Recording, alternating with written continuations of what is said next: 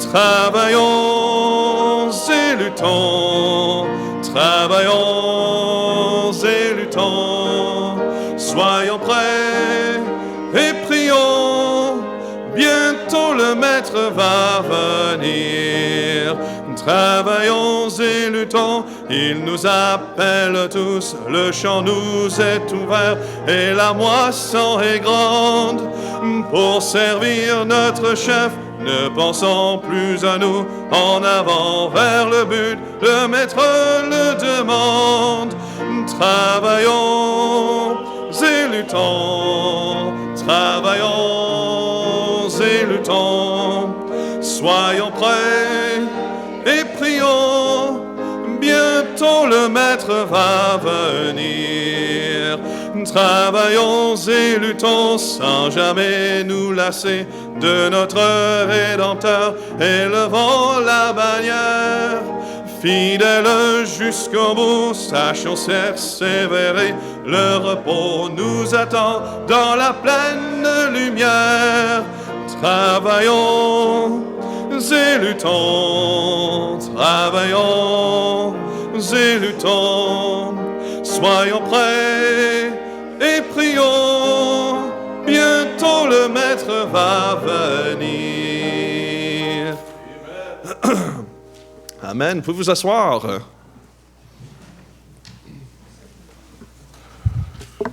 Bonjour à tous et bienvenue ce matin. Gloire à Dieu. On va commencer avec prière. Notre Père, on te remercie que tu es un Dieu qui est au-dessus et au-delà de tout, qui sait exactement qu'est-ce qui se passe, qui est en charge et en contrôle de ce monde.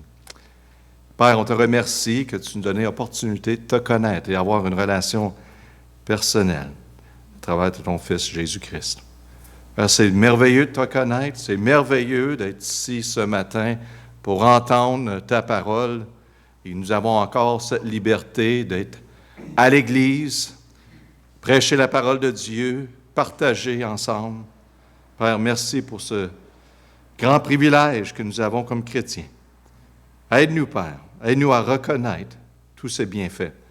Aide-nous, Père, à se préparer pour le retour de notre Maître. Bénis, Père, ta parole dans nos cœurs et sois glorifié à travers de ces cantiques qu'on prie au nom de Jésus. Amen! Amen! Hier, en route de mes vacances, on a passé à Montréal, et j'étais là un certain temps, et il y avait quelqu'un au magasin, et j'ai rencontré cette personne, j'ai dit « Bonjour, mon nom c'est Alain Bernard, pasteur d'une église. » Il dit « Ça fait 2 ans que j'essaie de trouver une église, je veux y aller. » J'ai dit « C'est en Beauce. Mais ça vaut la peine, amen. Ça vaut la peine. » Gloire à Dieu. C'est merveilleux d'avoir une église. Oui, il y a du monde qui cherche pour des églises. Des fois, ils ne cherchent pas trop fort pour des églises, n'est-ce pas? Mais merci Seigneur pour son église. L'Institut biblique à Cibiti, la bâtisse a été complétée, bien sûr. Sont déjà presque remplis, sinon remplis. On a procuré d'autres chaises la semaine passée. Et on a besoin de bâtir la chaire, comme ça, de la même façon. Donc, c'est environ 300 $. Génératrice, on a besoin d'un écran également, une génératrice pour que ça fonctionne. Même si on a l'électricité dans certains territoires en Afrique, le problème que nous avons, on dirait quand ils coupent l'électricité, c'est souvent les dimanches. Donc, il faut se préparer pour cela. C'est environ 1500 $. Donc, c'est des merveilleux besoins que nous avons. Je les partage avec vous. Si le Seigneur met à votre cœur d'aider, bon, vous pouvez aider pour ces choses-là. C'est merveilleux. C'est vraiment pour la parole de Dieu. OK? C'est vraiment ce but-là. Donc, on continue. Je ne veux pas tout vous dire qu'est-ce qui s'en vient, parce que je ne veux pas les décourager. Mais moi, je suis encouragé. Je parlais avec Averti, j'ai dit, donne-moi-en, il faut y aller plus vite. Le Seigneur, le Maître, revient. Amen. Donc, gloire à Dieu pour ces besoins-là. Et je sais qu'on a des besoins ici également. Donc, c'est partout en même temps. C'est merveilleux. Dieu pourvoit pour les besoins. L'anniversaire de l'Église s'en vient dans 3 semaines, dans le 10, donc 2 autres dimanches. Le 10 septembre, on va avoir une journée spéciale qui s'en vient. On va avoir la bonne nourriture. Amen. Amen. J'aime ça quand que je regarde à Paul, puis il est tellement excité. Parce que Paul, il est le chef. Amen. Le chef. Et donc, gloire à Dieu. Oui. Amen. C'est merveilleux. Donc, ça, c'était dans le calendrier il y a 1 an que c'était écrit, cette date-là. Merci d'avoir regardé le calendrier. Je t'aime, Paul. Journée de travail samedi qui s'en vient. Donc, vous voyez qu'il y a beaucoup de travail à faire autour de la bâtisse. Ça, c'est merveilleux également. On a eu des fêtes quand j'étais parti, bien sûr, et j'essaie de trouver Régent et Diane Doyon. Vous avez 2 dates écrites ici. Est-ce que vous êtes mariés le 17 juillet à août ou le 19 à août? 17. Le 17. OK, le 19, c'est rien, ça? C'est rien. OK, c'est bien. Donc, joyeux anniversaire.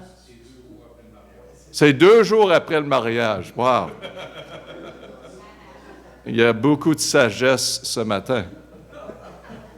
Amen. Donc, gloire à Dieu, l'anniversaire de mariage. On peut-tu demander combien d'années ça fait que vous êtes mariés? 49. Wow! 49! So, l'année prochaine, amen. Toutes les années sont spéciales, mais l'année prochaine, 50. Gloire à Dieu pour cela. Amen. All right.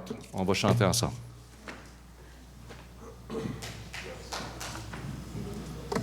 On va continuer ce matin avec le numéro 310. On l'avait déjà couvert la semaine dernière.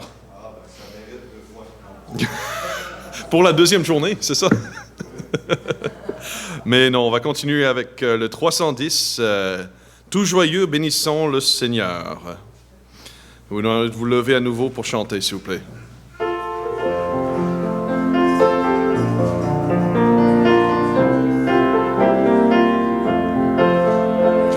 Tout joyeux, bénissons le Seigneur, chantons et célébrons ses louanges, adorons avec foi le Sauveur, nous joignons aux célestes phalanges.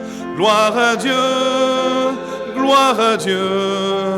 que ce chant retentisse en tout lieu. Gloire à Dieu, que ce chant retentisse en tout lieu. Dans son incomparable amour, du ciel envoya son Fils unique, et la terre et les cieux dans ce jour s'unissent pour chanter ce cantique. Gloire à Dieu, que ce chant retentisse en tout lieu. Gloire à Dieu, que ce chant retentisse en tout lieu.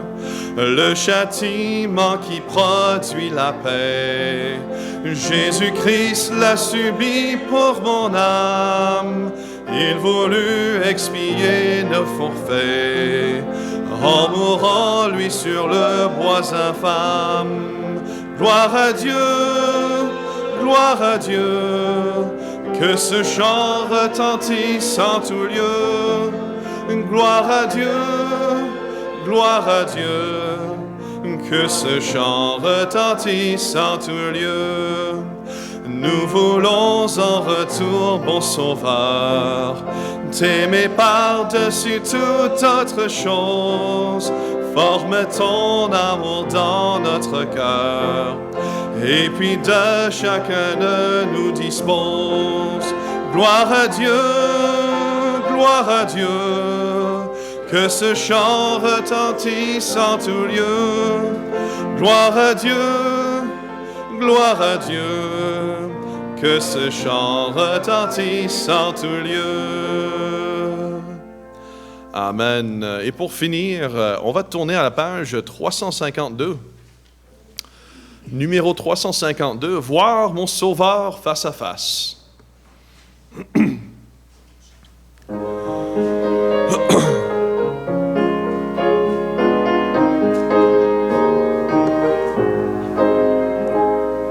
Voir mon Sauveur face à face, voir Jésus dans sa beauté, Joie au suprême de grâce, au bonheur, félicité.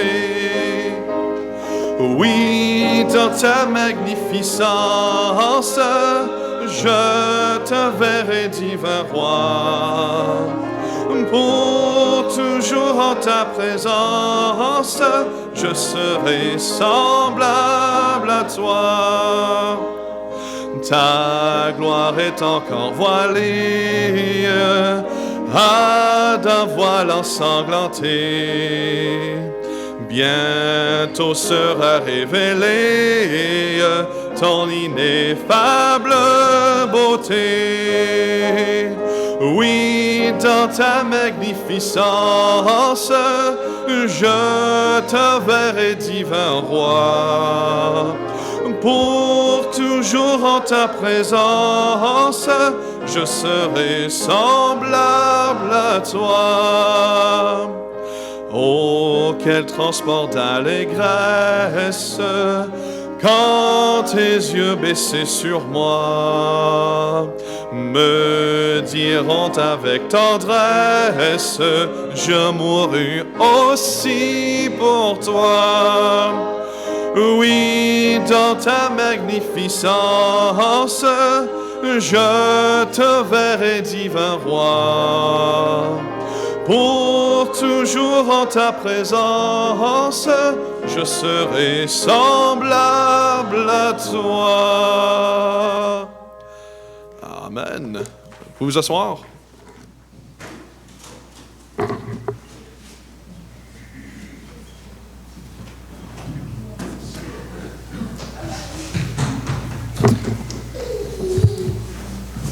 Les enfants, vous pouvez aller au sol. Entre-temps, on va regarder ensemble dans la parole de Dieu dans Matthieu chapitre 15 et verset 14. Matthieu 15, verset 14. Je suis prêt à prêcher ce matin parce que vous pouvez imaginer, en Floride, il faisait dans les 40, 42, 43, 44, 45. Des fois, je pensais qu'il faisait 50 et 60. C'était vraiment, on sortait dehors puis on était tout trempe. Amen. Donc, je suis arrivé ici, puis j'ai froid, donc il faut que je bouge à matin. Amen. Ça va bouger pour me garder chaud. Donc, on pensait que l'hiver avait commencé quand on est arrivé hier soir. Vous faites dur au Québec, je vais vous le dire. Amen. Vous faites dur. Ah. Je vais faire attention parce que je viens du Québec. Matthieu 15, 14, dans la parole de Dieu. La Bible nous dit, « Laissez-les, ce sont des aveugles qui conduisent des aveugles, que si un aveugle conduit un autre aveugle, il tombera tous les deux dans la fosse. » Un homme portait un curieux manteau. Tout le devant était couvert avec des pièces qui étaient coutues de différentes tailles. Quand on lui demandait pourquoi le manteau avait des morceaux qui étaient coutus de façon remarquable, il a répondu que chacun des morceaux, des patchs qu'on pourrait dire, représente les péchés de ses voisins. Il a mentionné chacun des pièces, il a donné l'histoire pour chacun des pièces sur le devant de son manteau. Il a mentionné chacun des pièces, il a donné l'histoire des péchés de le monde dans son village. Mais au dos de son manteau, il y avait un petit patch, un petit morceau. Quand on a demandé ce que ce morceau représentait, il a dit, en arrière ici, c'est mon propre péché et je ne peux le voir. Le message ce matin, c'est des aveugles qui conduisent des aveugles. On va prier notre Père, on te remercie pour la parole de Dieu et ces passages qui sont vraiment directs, qui s'appliquent tellement aujourd'hui dans nos sociétés. Tu savais, Père, qu'on avait besoin de messages comme ceci. Les aveugles qui conduisent les aveugles. c'est là que nous sommes, maintenant dans notre société. Père, aide-nous comme chrétiens et à réaliser les déceptions de ce monde et à s'engager avec notre Seigneur. Et à tous ceux qui sont aveugles à la vérité, qu'aujourd'hui, que leurs yeux rouvrent à la vérité et qui viennent à Jésus-Christ, qu'ils croient de tout cœur en lui qui a donné leur vie pour eux. On prie au nom de Jésus. Amen. Les aveugles doivent faire face à certaines choses, à trois choses, basées sur notre texte, et premièrement, à la vérité. Ils doivent faire face à la vérité. Dans Matthieu 15, 11 de notre texte, ça dit, écoutez, et comprenez ceci, Jésus dit, ce n'est pas ce qui entre dans la bouche qui souille, c'est pas qu'est-ce qui rentre dans la bouche qui contamine, qui rend l'homme impur, mais ce qui sort de la bouche, Jésus dit, qui souille, ce qui souille l'homme. Verset 17, il dit, ne comprenez-vous pas que tout ce qui rentre dans la bouche s'en va dans le ventre et est jeté au lieu secret. Donc on parle de la nourriture, des choses de base, des choses simples dans la vie. Verset 20, il dit, bien, mais de manger sans s'être lavé les mains, cela ne souille pas l'homme. Laver les mains, ça ne change rien. Si ou si pas.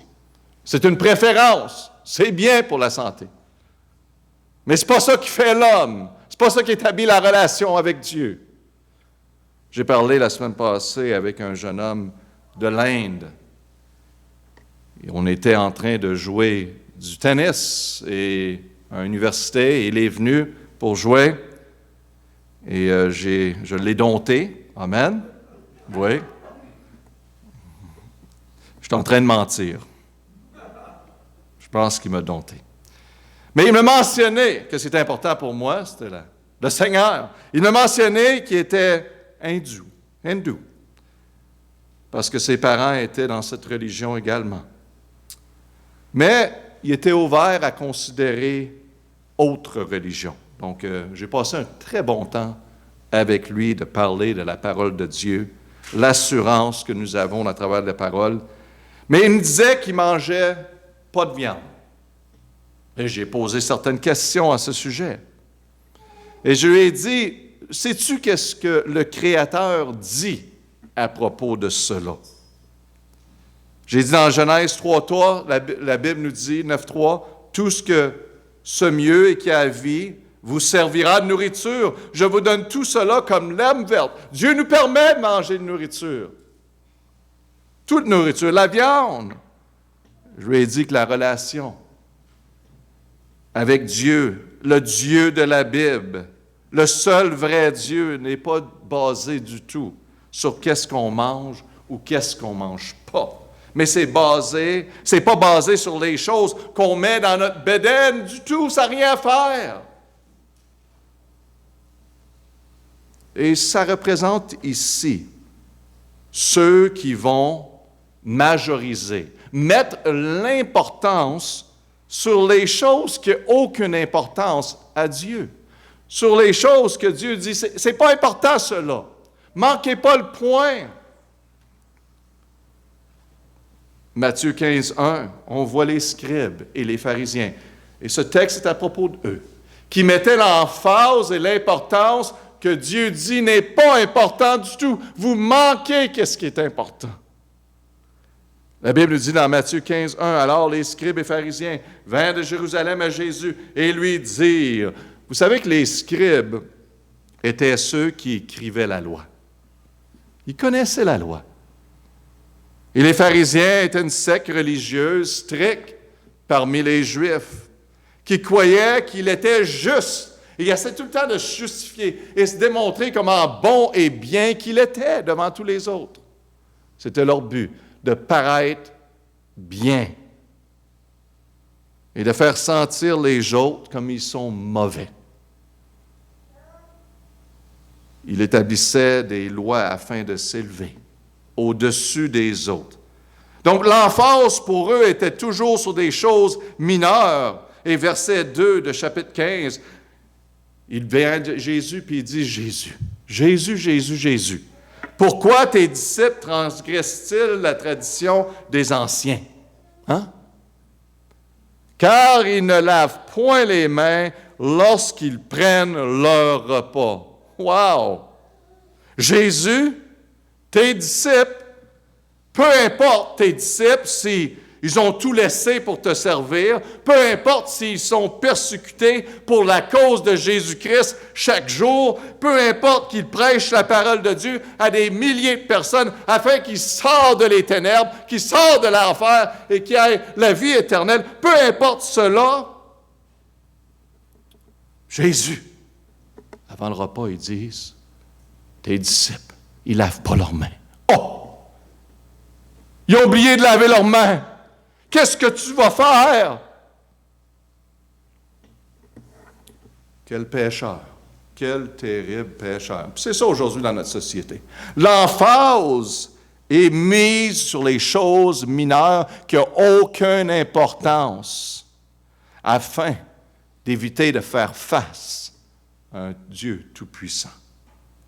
Majoriser sur les choses mineures, aveugle à qu'est-ce qui est évident, à qu'est-ce qui est la vérité. Leur réputation, leur image, leur profitabilité, leur agenda, leurs préférences, leurs droits, leur horaire, leur moralité, leur justification, tellement plein de eux-mêmes qu'ils n'ont aucune place dans leur vie pour Jésus-Christ. La Bible nous dit dans Romains 8:8, « Or, ceux qui sont dans la chair, remplis, la chair est remplie d'eux-mêmes, ne peuvent plaire à Dieu, car l'Esprit de Dieu n'est pas là. » La vérité, c'est qu'ils sont pleins d'eux-mêmes. C'est ces aveugles qui enseignent notre génération en disant, aujourd'hui, disent, la Bible, ça, c'est ancien. C'est pas pour aujourd'hui. Le monde a changé. La Bible nous dit dans Isaïe 48, puis je ne l'ai pas écrit ici, mais 40, verset 8 d'Isaïe, « L'herbe sèche, la fleur tombe. » Oui, le monde, toutes les choses changent autour de nous. Dans ce monde, ça change toujours.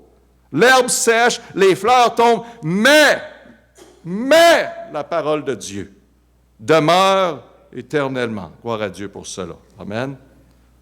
La parole de Dieu est la seule vérité. Ce n'est pas une vérité, c'est la seule vérité que nous avons, que Dieu a préservée pour nous, pour cette génération, pour toutes les générations, et elle demeure éternellement. Peu importe qu'est-ce qu'on pense et qu'est-ce qu'on annonce ici dans ces nouvelles à travers de ce monde, ces folies, ces abominations,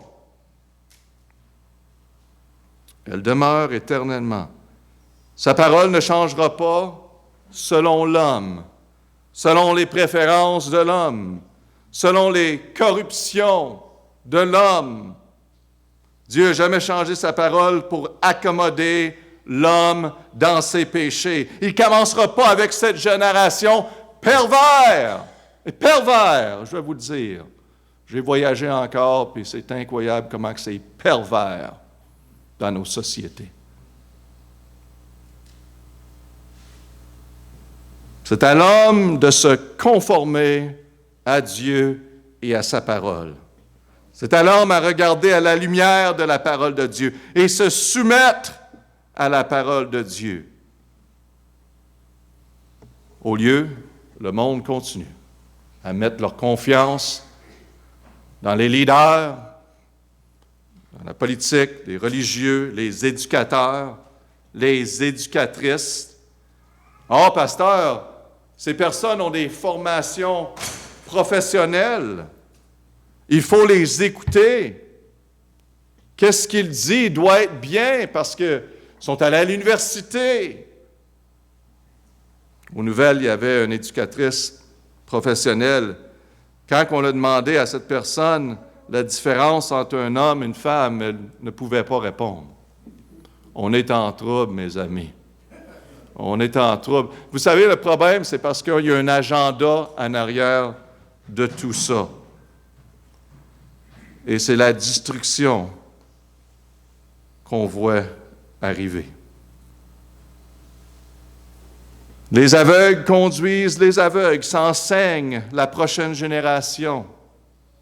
Notre société, nos leaders disent que l'immoralité, c'est bien, est bien acceptable. Que la drogue et l'alcool, c'est bien, parce qu'on peut faire du profit sur ces choses. On va profiter des autres. On s'en fout des personnes, on s'en fout de la moralité. Mes amis, il reste que l'Église de se tenir debout. Il reste que l'Église. Ils disent que la fornication, l'adultère, c'est la façon d'aujourd'hui. Il faut l'accepter. La sodomie, la perversion, rejeter soi-même et changer pour devenir un homme ou une femme parce qu'on n'est pas satisfait avec qui que Dieu nous a créés, la façon que Dieu nous a créés, que c'est bien acceptable, mes amis. Même si Dieu dit le contraire, même si Dieu dit exactement le contraire, on va faire qu'est-ce qu'on veut faire. Parce qu'on est la nouvelle génération. Oui, vous pouvez être la nouvelle génération puis avoir les nouvelles idées, mais si les idées ne s'enlignent pas avec le Seigneur, vous allez vivre des conséquences assez graves. Les aveugles conduisent les aveugles. Et on se demande pourquoi nous sommes rendus où nous sommes. Et une personne après l'autre est en train de tomber, n'est-ce pas? Tomber et tomber. Les murs de moralité sont à terre complètement. Tout est en train de se détruire parce qu'on rejette le plan de Dieu. En fin de compte, ils disent, qui est Dieu? Qui est ce Dieu? Quoi est la parole de Dieu? Comme les pharisiens du temps pensaient en savoir mieux que Dieu. Et notre Seigneur Jésus leur enseigne une importante leçon. De majoriser sur les choses majeures, sur les choses importantes. Et Jésus leur dit la vérité dans verset 3 du chapitre 15. Mais il leur a répondu, et vous, pourquoi? Hein? Ils sont en train de dire à Jésus, « Hey, ils sont en train de transgresser, ils ne lavent pas leurs mains. » Et Jésus leur revient et leur dit, « Et vous? » Des belles questions. Direct. Pourquoi transgressez-vous les commandements de Dieu par votre tradition? En voulant dire, qu'est-ce qui est plus important, laver vos mains? Ou, il dit, honorer la parole de Dieu. Hein? Honorer les commandements importants de la parole de Dieu. Wow! C'était quelque chose. Qu'est-ce qui est plus important, mes amis? D'avoir raison ou d'honorer la parole de Dieu? Qu'est-ce qui est plus important? D'avoir des richesses ou honorer la parole de Dieu? Qu'est-ce qui est plus important? D'avoir mes droits ou d'honorer la parole de Dieu? Qu'est-ce qui est plus important? Mes traditions, mes fétiches ou honorer la parole de Dieu? C'est le temps de couper les liens avec ces choses qui nous empêchent d'honorer la parole de Dieu. Les chrétiens doivent toujours choisir d'honorer la parole de Dieu au-dessus de toute autre chose. Les aveugles n'aiment pas la vérité. Ils ne veulent pas l'entendre. Et ils ne peuvent pas voir clairement la vérité car ils sont aveugles. Ils choisissent d'être aveugles. Et c'est leur péché qui les empêche d'avancer. Ils savent que ces péchés-là. Donc, qu'est-ce qu'ils font? Au lieu de s'enligner avec Dieu, ils vont justifier. Ah, ben c'est pas aussi pire que ça. Et dans nos jours aujourd'hui, chrétiens, là, avec tout ce qu'il y a, hein? On peut facilement se comparer et dire, « Hey, mes péchés, hein? C'est pas si pire. Hein? » Non, c'est encore péché, mes amis. c'est pour notre bien en passant. Dieu nous donne ces avertissements pour notre bien. Les aveugles, numéro 1, doivent faire face à la vérité. Numéro 2, les aveugles doivent faire face à des conséquences. Dans notre texte, Matthieu 15, 18, « Mais ce qui sort de la bouche vient du cœur. C'est là ce qui souille l'homme. Car c'est du cœur qui viennent les mauvaises pensées. » Donc Jésus est en train de leur dire, c'est pas à propos de laver les mains, c'est à propos de ce qui sort de votre cœur. Les mauvaises pensées, les meurtres, les adultères, les fornications, les larcins, les faux témoignages, les blasphèmes, toutes les choses que ces pharisiens et les scribes faisaient jour après jour, Jésus met son doigt dessus. Et dit, verset 5, ces choses-là qui souillent l'homme. Mais de manger sans laver les mains ne souille point l'homme. Jésus leur dit, qu'est-ce que vous mangez? Un peu d'importance. Ce qui est important, c'est qu'est-ce qui sort de votre bouche. Parce que qu'est-ce qui sort de votre bouche, c'est qu'est-ce qui est dans votre cœur. Et c'est la réalité. Nous sommes dans un monde qui veut justifier leur action, sans penser aux conséquences de leur vie, les conséquences des autres également, de leurs enfants, de leur famille. Avant que vous preniez une décision de vous associer avec les mauvaises influences ou la mauvaise foule, avant de prendre une décision de faire partie de certaines activités questionnables, avant de prendre une décision majeure, pensez comment cela va m'aider d'avancer spirituellement dans ma vie et aider les autres autour de moi et aider la prochaine génération. Pensez-y avant. Vous savez que vous êtes en trouble quand vous dites « Tout le monde fait ça. Tout le monde fait ça. » Hein? Vous êtes en trouble. Vous êtes en train de prendre des mauvaises décisions. Leurs parents les laissent faire ça. On est en trouble aujourd'hui. Quand on essaie de justifier. « Oh, pasteur, cette personne-là me promis. Désolé, mais probablement que vous allez vivre des moments difficiles si votre confiance est dans l'homme. Arrêtez de prendre des décisions, frères et sœurs, sous pression. Prenez le temps de prier, parler, parce que vous êtes des chrétiens. Amen. On a une vie à vivre, pas 10. On ne veut pas s'amuser puis faire des niaiseries, puis se trouver dans le péché, regretter. C'est votre vie et on doit influencer la génération qui suit vers Dieu. C'est notre responsabilité.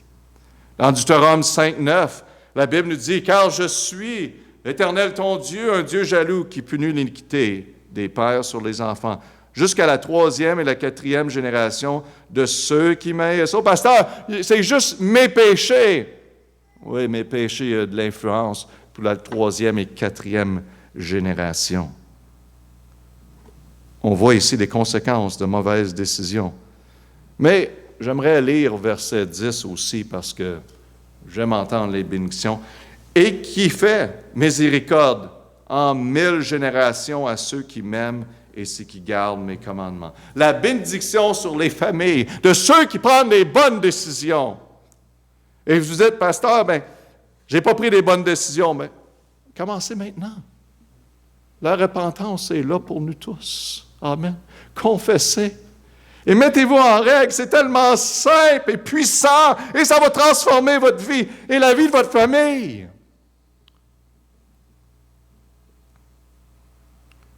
Si vous, comme parent, père, mère, jeune homme, jeune fille, si vous avez l'incapacité de ne pas faire face à vos péchés, l'incapacité de faire face à vos dépendances, à votre immoralité, vos enfants vont devoir faire face à ces choses. Comprenez-vous?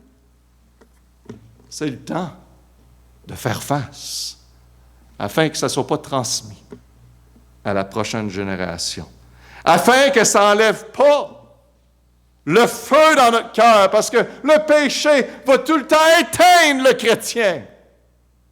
Et ça nous empêche d'avancer. Ça nous trouble, ça nous borde. Il reste à laisser. Parce que les conséquences, on les voit. Ils sont réels, puis sont vrais. Et les conséquences de se donner à Dieu, à ceux qui vont se donner à Jésus-Christ pour le servir, qui gardent comment les bénédictions sont pour votre famille et pour les générations qui suivent. La question que nos enfants vont être obligés de faire face, ces choses, ça va être un cycle qui va continuer, qui va s'arrêter quand on va arrêter de nous-mêmes de justifier nos actions et de réaliser nos conséquences et de se repentir. Assez de continuer et de justifier ses actions. La Bible nous dit dans Galates 6, 7 et 8, « Ne vous abusez point, on ne se joue point de Dieu, car ce que l'homme aura semé, il le moissonnera aussi. » Verset 8, « Celui qui sème pour sa chair moissonnera de la chair la corruption, mais celui qui sème pour l'esprit moissonnera pour l'esprit la vie éternelle. » Donc c'est simple. Vous allez semer des mauvaises graines, on va moissonner le mauvais. C'est simple dans la nature, n'est-ce pas? Et c'est un principe que Dieu nous enseigne. Souvent, c'est des bonnes personnes. Des personnes avec des bonnes intentions.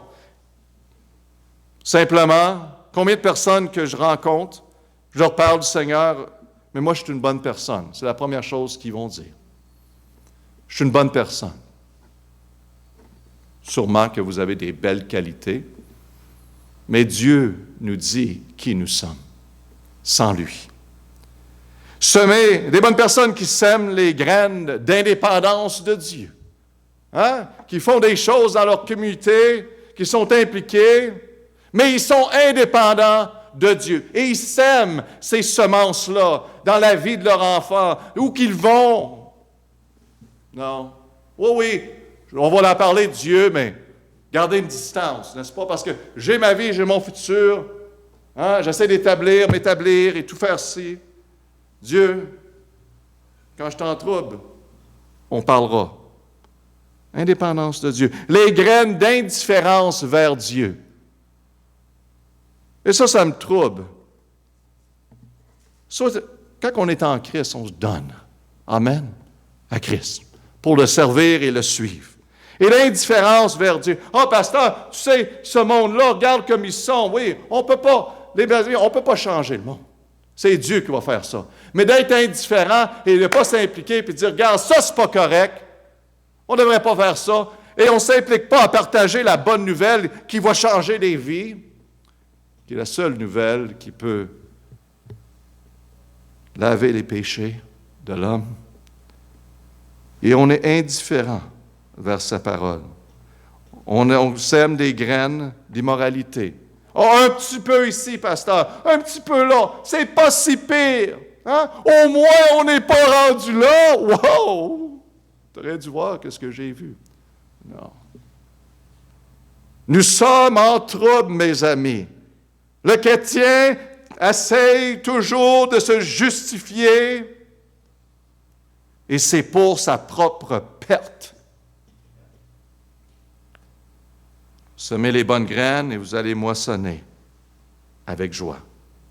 Personne d'entre nous est parfait, c'est certain. Puis oui, des fois, on prêche des messages qui nous encouragent d'avancer. Il faut avancer. Parce que le monde est en train de prêcher très fort, beaucoup plus fort. Puis le problème, c'est que les chrétiens écoutent le message des nouvelles ici puis là, puis commencent à dire « Wow, ça doit être peut-être vrai, ça! » Parce que le monde crie fort, les mêmes mensonges. Puis on commence à dire « Ah, ben c'est pas si pire que ça. » C'est le temps que, c'est pour ça que je dis, venez à l'Église, entendez la parole de Dieu. Lisez la parole de Dieu.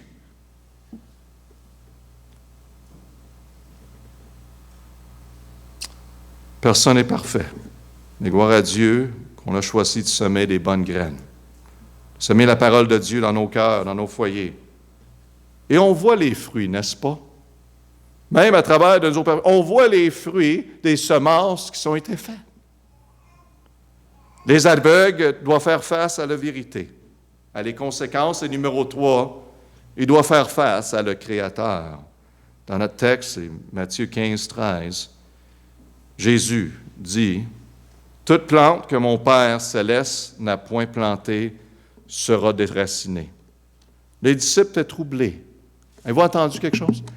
Les disciples étaient troublés parce que ce qu'ils entendaient. Ils étaient influencés. « Oh oui! » Jésus, ils disent qu'on devrait laver la main. Est-ce qu'on a fait quelque chose de pas bien? Il est en train de questionner. Puis Jésus est en train de leur dire, regarde bien, ça n'a rien, ça n'a pas rapport, c'est pas important. Ne comprenez-vous pas?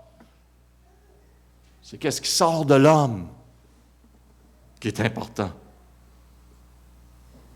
Toute plante que mon Père céleste n'a point plantée sera déracinée.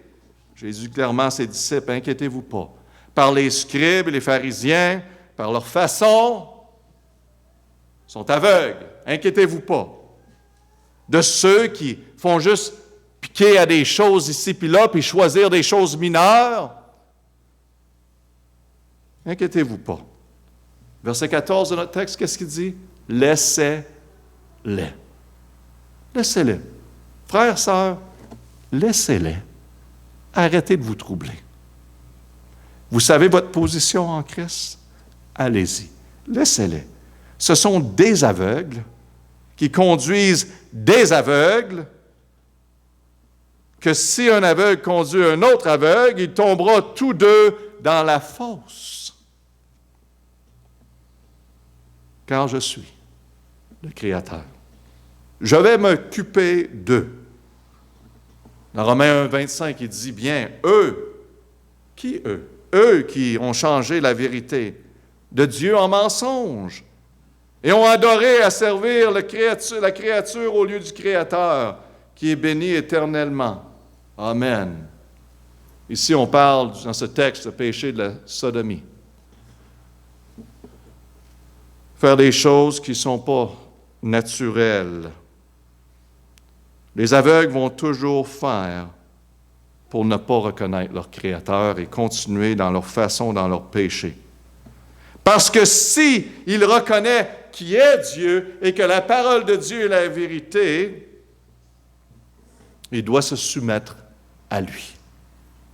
Donc ils ne veulent pas, ils veulent continuer. Ils savent, quand ils voient la parole de Dieu ou quelqu'un venir, « Ah non, non, non, non, non, ça là, c'est pas pour aujourd'hui. Il a changé. » Dieu n'a pas changé. Et l'homme est troublé par la parole de Dieu. C'est pour ça qu'il y a tellement une attaque contre la parole de Dieu aujourd'hui. Hein? On peut dire n'importe quoi, faire n'importe quoi, vraiment, c'est correct. Mais parler de la parole de Dieu, puis vous êtes en trouble, peut-être que vous allez en prison ici au Canada. Amen. C'est là qu'on est rendu. C'est là qu'on est rendu. Ça veut dire qu'on va prêcher encore plus fort. On va se tenir debout pour notre Seigneur Sauveur. Il s'est tenu debout pour nous. Il continue de se tenir debout pour nous. Il nous donne la force et la grâce pour continuer. Laissez-les, ces aveugles.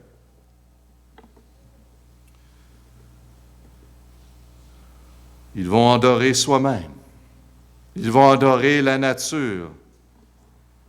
Il fait tout pour sauver la planète à tout prix. Si ça vaut de tuer le monde, éliminer des personnes. On est-tu rendu fou? Je ne parle pas de... On prend responsabilité. Allez pas le plus loin que je suis en train de dire ce matin. On a des responsabilités, bien sûr, mais on est rendu fou. On est rendu avec une religion où qu'on adore, qu'on se donne, qu'on se met à terre devant la planète. On devrait se donner et se mettre à terre devant le Créateur et non la créature. Vous savez que la planète est OK, en passant, parce que Dieu est en charge. All right? Inquiétez-vous pas. Pas l'homme. C'est l'homme qui doit être sauvé à tout prix.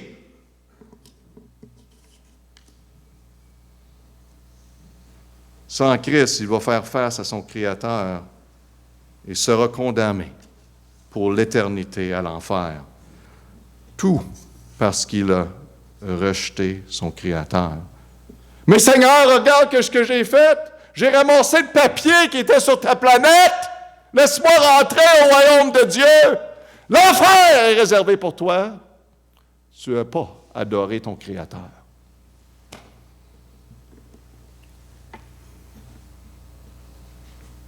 Oh, l'emphase sur les choses mineures.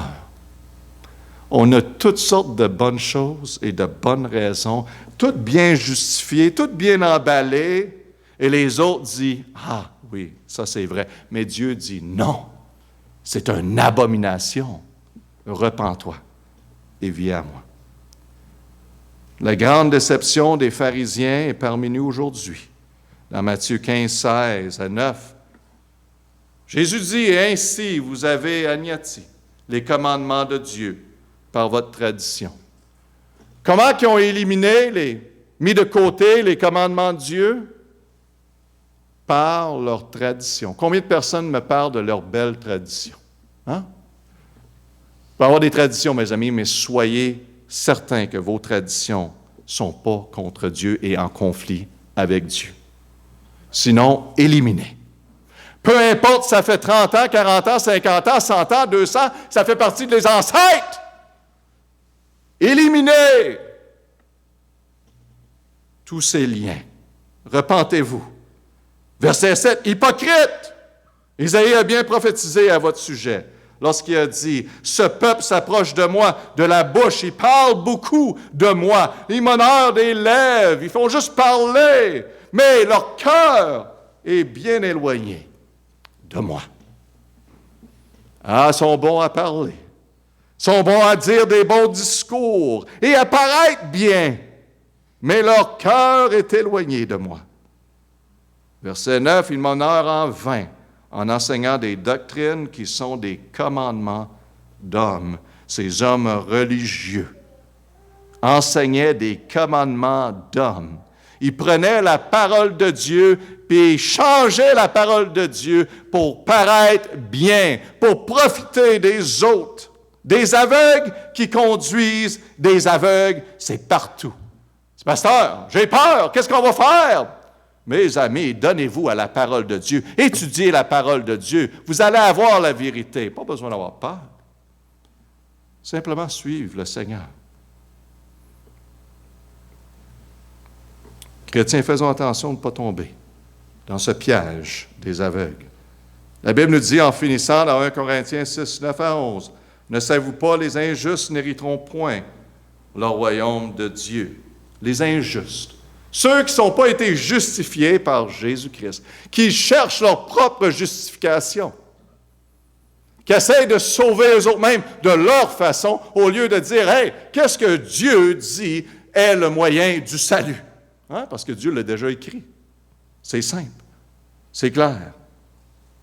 Verset 10, « Ne vous abusez point, ni les impurs, ni les idolâtres, ni les adultères, ni les efféminés. » Amen. Ni les infâmes, ni les larrons, ni les avares, ni les ivrognes, ni les médisants, ni les ravisseurs n'hériteront le royaume de Dieu.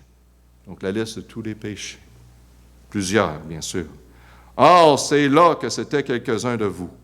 Avant ça, sans Christ, nous étions là. Mais verset 11, « Mais vous avez été lavés, mais vous avez été sanctifiés, mais vous avez été justifiés » « au nom du Seigneur Jésus et par l'Esprit de notre Dieu. » Gloire à Dieu. « Mais vous avez été lavés, mais vous avez été sanctifiés, mais vous avez été justifiés au nom du Seigneur Jésus et par l'Esprit de notre Dieu. » Gloire à Dieu. « Mais vous avez été lavés, mais vous avez été sanctifiés, mais vous avez été justifiés au nom du Seigneur Jésus et par l'Esprit de notre Dieu. » Gloire à Dieu. Sans Christ, nous sommes perdus, nous ne sommes pas justifiés. Mais Christ est venu pour laver le péché. Du pasteur, j'ai vraiment besoin d'être lavé. De la liste que tu as mentionnée, je me vois. Mais je fais juste certains péchés, pasteur. C'est pas toute la liste. La Bible dit, si on en fait un, on les a fait tous. On a offensé tout. Donc, on a besoin d'être lavé si c'est un ou plusieurs. La Bible nous dit en Amos, prépare-toi à la rencontre à ton Dieu. C'est ça qui est important, d'être préparé pour rencontrer notre Dieu, parce qu'on sait que la vie, c'est une vapeur, n'est-ce pas? Et la question est, êtes-vous lavé de vos péchés par le sang de Jésus-Christ? C'est le seul moyen. Pas essayer de nettoyer votre vie, c'est bien. De s'améliorer, c'est bien. Mais la seule façon d'être justifié pour ne pas être condamné, c'est Jésus-Christ. Il a fait le sacrifice parfait sur la croix, déjà pour vous. Il reste à vous de le recevoir comme Seigneur et Sauveur. Chrétiens, est-ce que vous écoutez le message de ce monde plus que le message du Seigneur? Est-ce que vous justifiez vos actions? Si vous avez l'incapacité, si vous choisissez de ne pas faire face aujourd'hui à les choses, à les péchés, à les dépendances que vous avez, vos enfants vont devoir faire face. Je ne veux pas passer cela à mes enfants. Et par la grâce de Dieu, amen, allons-y. Mettons les choses en règle avec le Seigneur. Afin de le glorifier est un outil dans sa main. On va prier. Père éternel, on te rend gloire pour ta parole. Oui, des fois, parole, c'est des paroles dures que tu as enseignées. Et que les disciples étaient autour, ils attendaient la façon que tu parlais avec grâce et questionnaient les pharisiens et les scribes. C'était tellement puissant avec ces questions. De montrer qu'est-ce qui est important à Dieu, d'honorer Dieu au-dessus de toute chose. Et Père, aide-nous, comme chrétiens, de ne pas vivre dans ce chemin qui apporte à rien, de justifier nos actions. Aide-nous, Père, à mettre les choses en règle. Tu es un bon Dieu, tu nous prends où nous sommes. Et si quelqu'un est à l'écoute, Père, qui ne connaît pas Jésus-Christ comme sauveur, qui ne sont pas sauvés par la grâce de Dieu, qu'aujourd'hui, qu'ils reçoivent le message de l'Évangile et qu'ils soient nettoyés de leurs péchés par le sang de Jésus-Christ. Fais un travail. Donne le désir, Père, dans le cœur de l'homme, de te choisir. On prie au nom de Jésus. Message. Le piano va jouer. Seigneur, parlez à vos cœurs. Prenez un moment.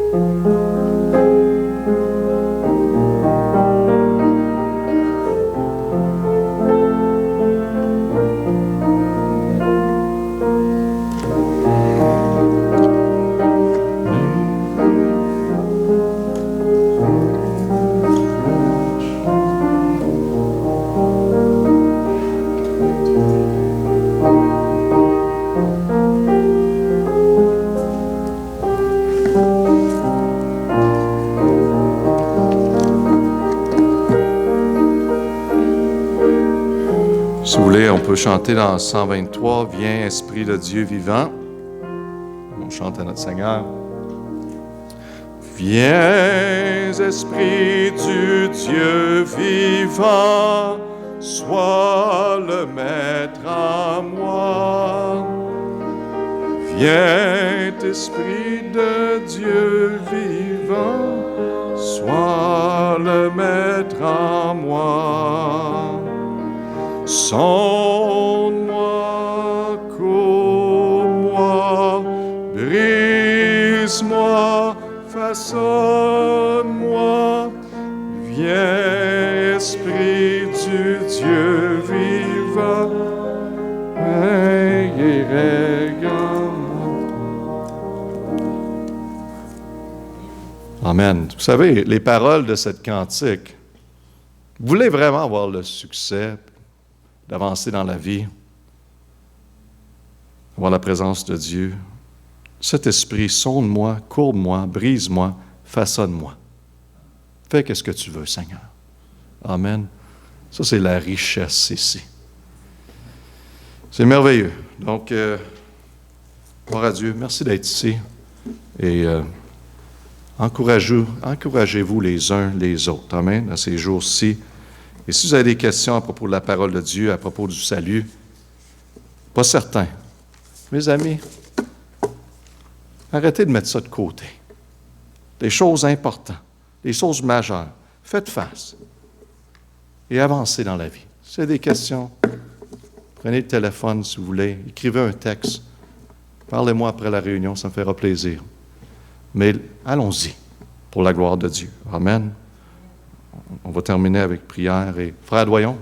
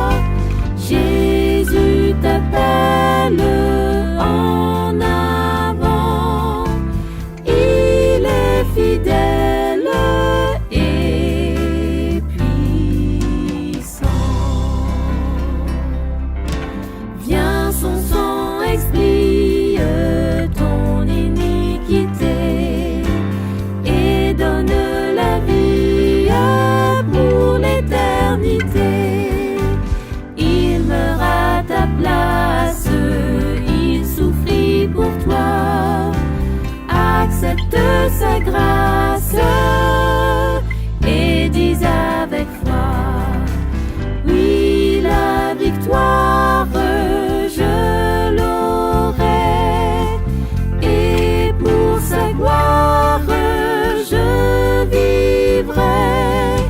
Jésus m'appelle en avant, il est fidèle et puissant. À toi je veux être, à toi pour toujours. Jésus sois mon maître, ma paix, mon secours, ma seule espérance, mon unique bien. Sois ma délivrance, mon ferme soutien. Oui, la victoire